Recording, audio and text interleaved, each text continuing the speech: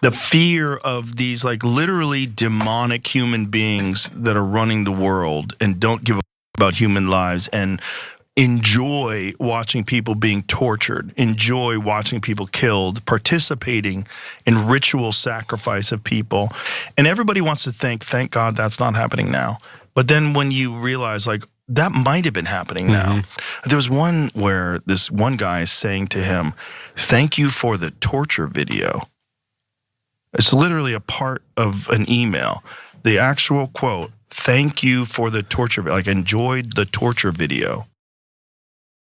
Joe Rogan is referring to a 2019 email that Jeffrey Epstein sent to Sultan Ahmed Bin Sulayem. Bin Sulayem was the CEO of a massive Dubai port operator called DB World. But today, he resigned because of his ties to Epstein. Here's what you need to know.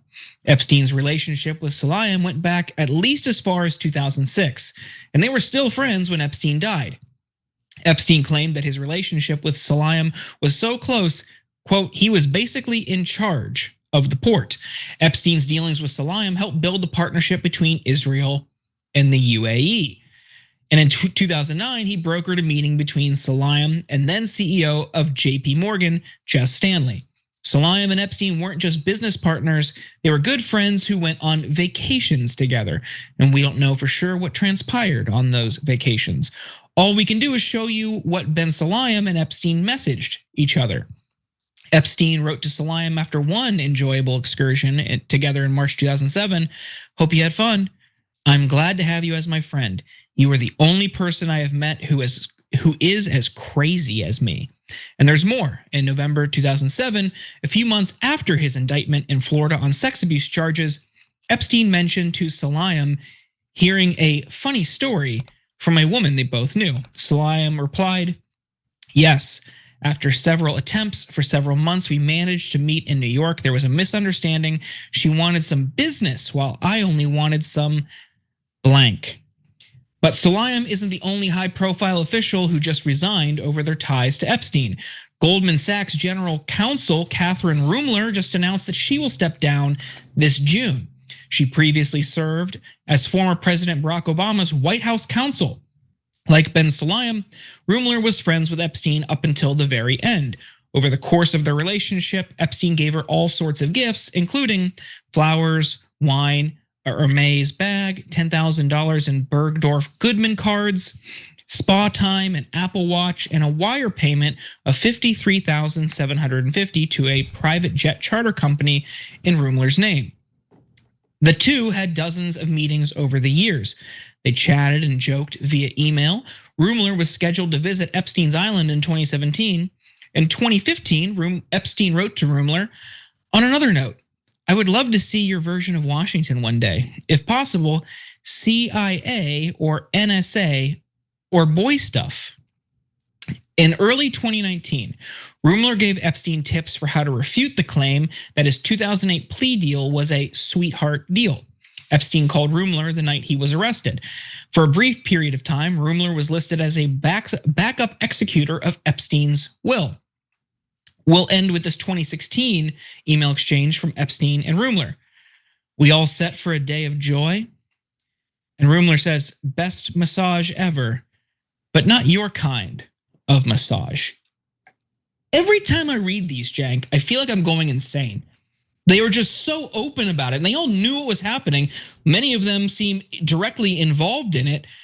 And these are people at the top of the global economy and right next, like a heartbeat away from some of the most powerful people in the world. What are we doing? Why are Republicans and why is this administration trying to hide this?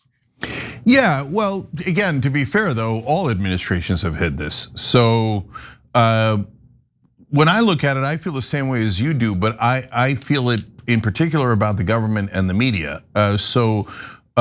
Why do I say that? Like all this stuff is super obvious as to now that we have the files and we have the drop site news reporting on emails from Mahout Barak and Larry Ellison and all those guys.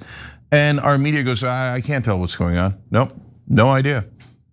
That's absurd. I mean, he literally brokered deals to get cyber weapons for Israel. It's not in question what happened at all. And so they're like, nope, I don't see it. Nope, we're not going to report any of the links at all. And Kathryn Ruemmler, she was in the Obama administration. Epstein's trying to get something out of the CIA and NSA from her. So apparently it's not CIA, but the CIA does know about Epstein for decades. And to me, the most guilty by far is our own government. They know about this entire thing for decades. And they're like, yeah, we're good with it. Oh yeah, try to infiltrate us, manipulate us, do whatever you want to America, do it for Israel, that's okay. We're good with it. And in fact, we'll cover it up for you.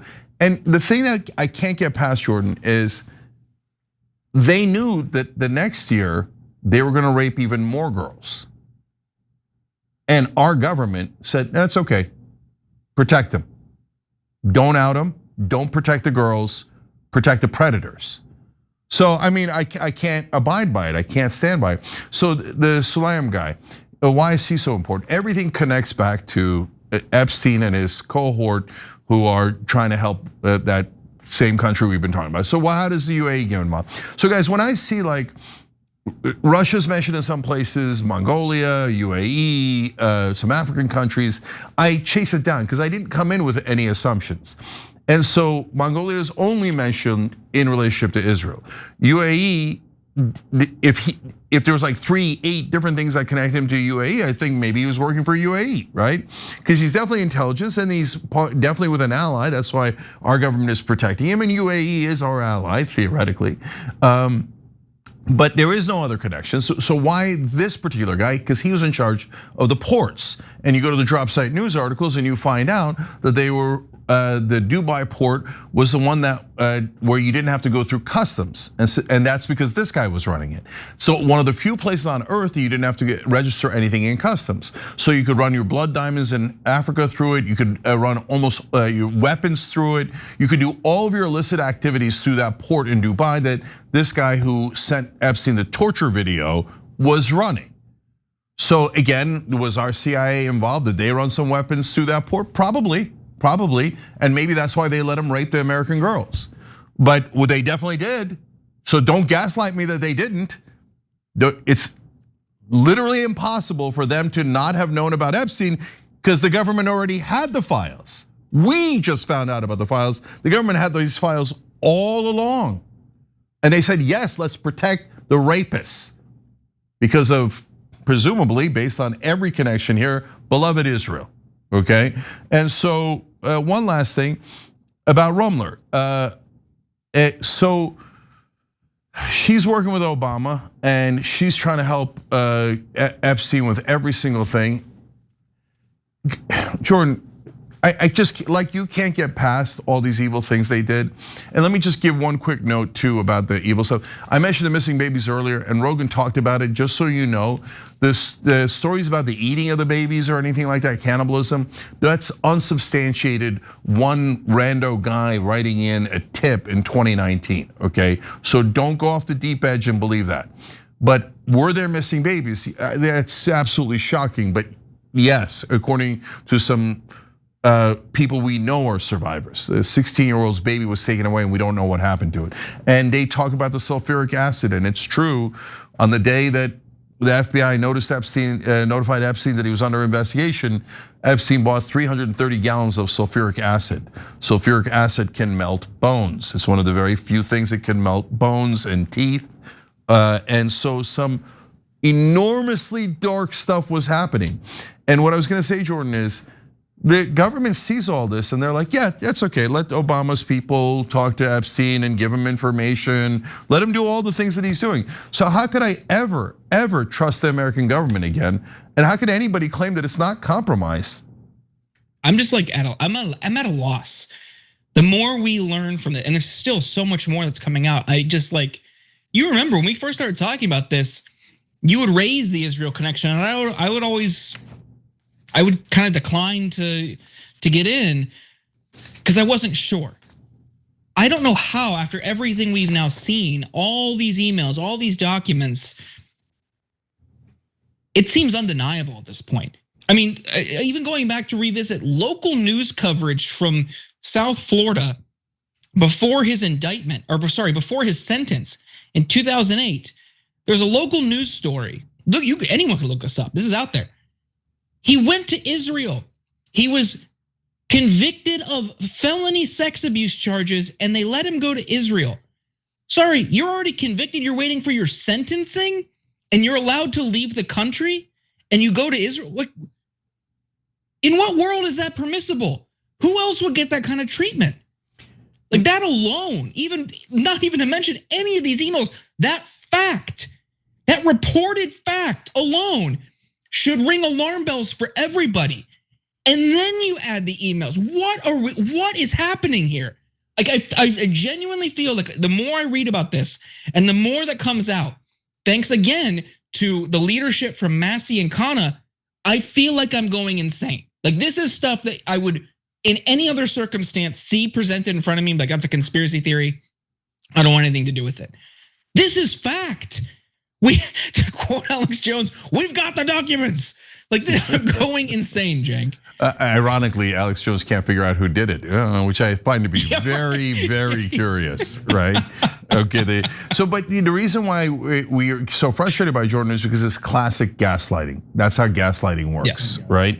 And so last things here, Epstein also donated to the IDF. Gee, I wonder which country. Robert Maxwell is Ghislaine Maxwell's dad. Robert Maxwell stole our nuclear secrets, but that's why I'm not telling you that because of that fact. I'm telling you because we didn't even arrest Robert Maxwell. We didn't even try to arrest Robert Maxwell. When asked, the American government said it would have caused an international incident and embarrassed the Israelis. Yeah, if you steal our nuclear secrets, the very least thing we could do is embarrass you. And then his daughter happened to be involved in the Epstein plot. I'm sure it's a wild coincidence. Mainstream media tells me that it is a wild coincidence. In fact, they don't tell me anything because they refuse to ever talk about Israel, which makes me realize that they're totally compromised as well. And lastly, if you don't know, there were dozens and dozens of Israeli spies arrested after 9/11. And what did we do? We let them go back to Israel. Who arrests spies in their own country from a foreign government and then lets them go? Unless that government is in charge of your government. So yes, all these terrible things did happen, and the people who plotted it are not complicated. They're right in front of you. It's a different government. Every time you ring the bell below, an angel gets his wings. Totally not true, but it does keep you updated on our live shows.